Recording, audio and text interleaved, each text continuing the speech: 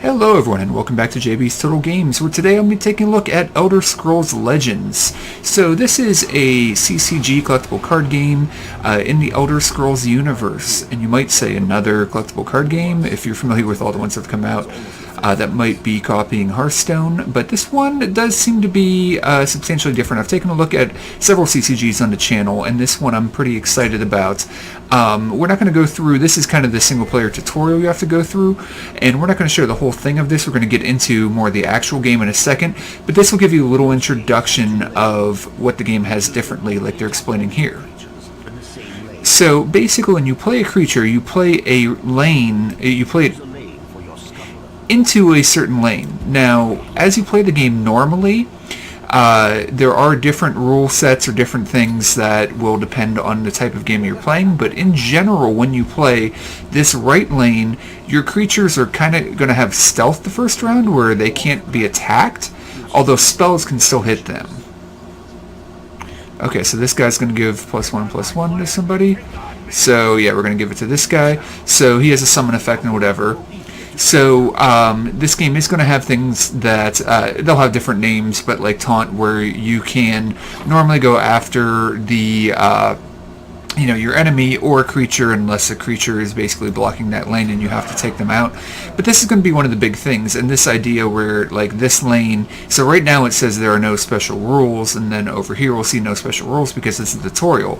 But those two lanes will make a difference both for where creatures are going to be, as far as who they can attack, because you can only attack creatures in your lane, and blocking up lanes and so on and so forth, but also, the special rules like them being in a lane that they will basically not be able to be attacked for the round you play them, which is going to play a big role in the game. So that's one of the big things that this game does differently.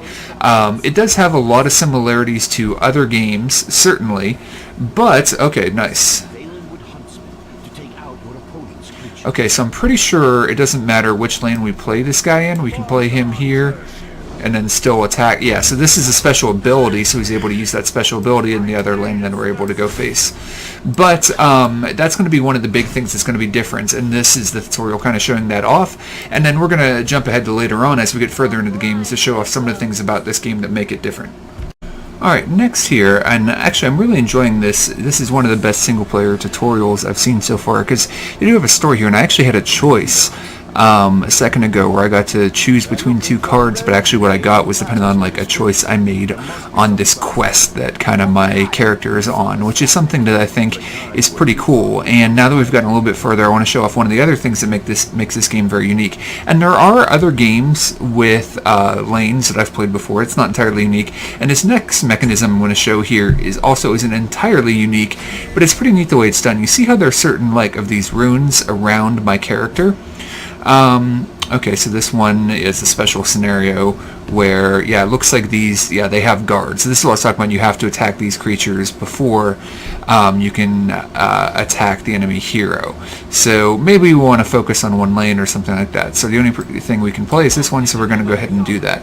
Now, every time you take 5 damage, so 5, 10, 15, 20, and then eventually down to 25 in this case, and I believe in the regular game you start with 30, so that maybe there's one more rune. But yeah, here's explaining the guards. You are going to draw a card. So that's pretty interesting. So there's kind of a catch-up mechanism that as you play the game, if somebody does a bunch of damage to you, then you're going to get more card draw, which is pretty nice. I do like that. But the other interesting thing about this that really makes it much more interesting than just the simple fact that there is card draw is the fact that, let's see here, can we keep... Oh yeah, great. So we're going to play this guy, and then we're going to go ahead and buff this guy up actually to attack face while this guy guards. There are certain cards in the game, and they haven't introduced this mechanism yet, but I've watched some videos on this before I got into the beta, that have the word prophecy on it. And when you draw a prophecy card, then you can play that card for free when that rune is drawn. So much like many online games nowadays, they've gotten rid of yeah, let's go ahead and just load up this lane.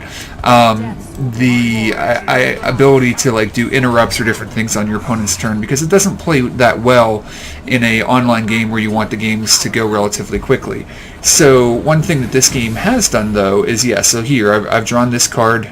Alright, so I can give somebody guard, and so yeah, you know what, I think we're going to go ahead and buff up one person to make them just really tough to get by. Oh, okay, yeah, you can only have so many creatures in a lane. But if the card says Prophecy, then you can play that card for free instantly, and it might kill off an enemy creature, it might actually win you the game, it might put a guard up to prevent your opponent from finishing you off. So not only can you build decks around the possibility, so this actually works out really well, around the possibility of having a bunch of these cards, but you can, like, as you're playing, think about, like, let's see here, let's say my opponent has, like, 7 health left, and I have something that's going to deal 6 damage and something that's going to deal 1 damage. I'll actually want to deal the 1 damage first, and then the 6 to not give them a chance to draw that Prophecy card and things like that. Maybe on a turn you won't do that 1 extra damage and not give them that card on that turn or something like that. It adds a whole new mechanism into the game I really like. The thing is, though, these Prophecy cards do tend to have a cost. They're a little bit overcosted in many cases for what they do, because you might have that ability to play them for free. So if you play a deck with a lot of Prophecy cards, you know, that's a nice little thing. You have to play a lot of them to make it trigger fairly often, but at the same time, you don't technically have as good of a deck because of that, but you have the ability to play cards for free. Now, another thing this game does is, as you level up, you can actually level up cards. So here, and this is actually really good, we're going to show you an example here. So some of them just level up into another card when you level it up, and some of them give you a choice. So we could get a 6/3 or 3/6 guard into our deck, or a 6/3 with breakthrough. So breakthrough is like trample and magic, where if you hit a creature that has 2 health for 6, 2 will kill that creature, and then the rest will go and hit the enemy. Now, because I don't tend to get to play slow decks in Hearthstone, because the aggressive meta has been so good for so long, I'm going to try it in this game and see how it goes. So we're actually going to go with the 3/6 guard, and with only 3 health, that creature can be killed pretty easily, and you only do the breakthrough damage when you're attacking.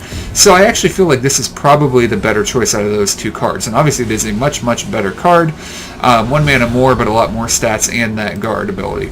So that is something to think about, that you have, and then here are other cards that get into the game. And one of the things we're going to talk about eventually too is the system. This game doesn't really have heroes the way Hearthstone does. There are neutral cards and then cards of a certain type. There are 5 different colors, and they represent different things like might or whatnot, and you can make a deck with just 1 or 2 of them, and then the type of hero you play as is the combination of those 2. Maybe, I don't remember exactly what they are, but maybe combining like speed and power or something that makes you a ranger. I don't remember exactly what all the things are, but there's a lot of different classes that you be when you decide what 2 things you want to combine. And we'll get into the deck builder eventually and show off more of that. But there's some more things that definitely make this game unique. Alright, the next thing we're going to talk about that makes this game a little bit unique are support cards. So if I were to play this support card here, it costs me 4 mana, and as long as it is out there, then it's going to have this effect, where basically all my creatures are going to have +1 health. There are cards that allow you to destroy support cards, however, as well. Now, one of the other things that some support cards will do is give you like a certain number of charges, so that you can put it out, use a charge, maybe it has 3 charges, and you can only do it once per turn, but as you play it, you get to choose when to use it unless it gets destroyed. So it's another pretty interesting mechanism into the game. So there are, creatures and spells like other games, but these support cards are another unique little twist.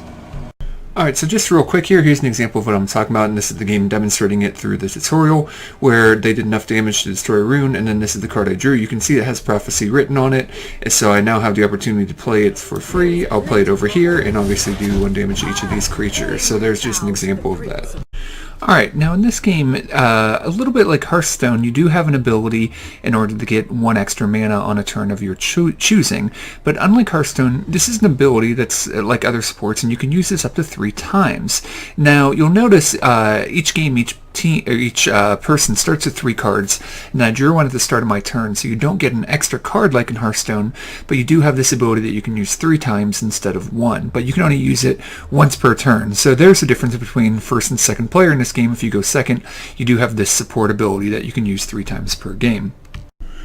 Alright everyone, so we've taken a look at the decks, and now we've gone through the story, and actually the story mode was a lot more complicated than I thought about, or than I thought it was going to be. There were 20 different levels, and it kind of unlocks a bunch of starter decks that use different combinations of things. So we can go through, and we can pick what we want to do, and like I said, we can pick 2 of these. There are some cards that go into both factions, and then there are some neutral cards, and I don't have a ton of cards unlocked yet, but that should give you a pretty good idea of what's going on with the cards. Now let's talk about what is unique about this game, or not necessarily unique, but how this game works as far as everything else. So we've talked about the gameplay mechanisms.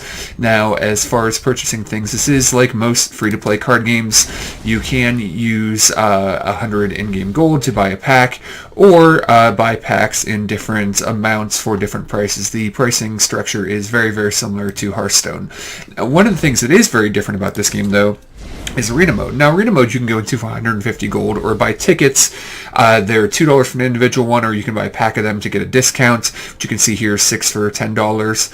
Or the other interesting thing that you can kind of do is you can do solo arenas. So this is one thing that's definitely going to be a little bit different. Each arena ticket you can use for either of the arenas is my understanding, but if we go into play and we go into the arena, we're going to see, or into the side, we see there's a versus arena that I think will unlock after doing a solo arena. And basically, when you go into solo arena, all the arenas are going to work where you get a choice of class, but it's going to be a combination of 2 of those card types. So there's a lot more variety of the types of classes you can get in the game, but you still don't have that many choices, so you're not going to be able to necessarily get the class that you want. You know, and you can't in Hearthstone or anything like that either, but there's going to be a lot less likely you're going to get that combination of 2 different ones that you're going to want. So you're going to have interesting choices, though, as to which combination you want to do. And then, much like Hearthstone, you're going to be given choices of cards at that point, but in the solo arena, you're going to be going up against different bosses. So we're not going to go too far into this here, because I'm doing another video, or series of videos, depending on how long it lasts, of the actual solo arena. So there's one more difference as far as the gameplay. So the pricing structure is very similar to a game like Hearthstone, but there is kind of a twist on the arena mode where you can play it, and you don't have to play against other people, which is something I really like if you're maybe more of a casual gamer. Not that the solo arena is necessarily going to be easy, but the same idea works. Depending on how well you do, you'll get different rewards. So there you go. There's a look at the game. I've done 1 online game so far. The wait was a little bit long, but then again, it is in closed beta right now, so there's not necessarily going to be a lot of people. I did make a solo white weenie deck based on a deck that I used to play in Magic the Gathering, but there seems to be a decent amount of variety. I'm going to be looking at the game more, like I said, showing off that solo arena in an upcoming video that should be out pretty soon. So hopefully you guys enjoyed seeing what makes the Elder Scrolls Legends unique to other card games, similar to other card games, and possibly interesting or not interesting to you. And if you are interested, I'll definitely be back with more content. So thanks a lot for watching, and we'll talk to you again soon.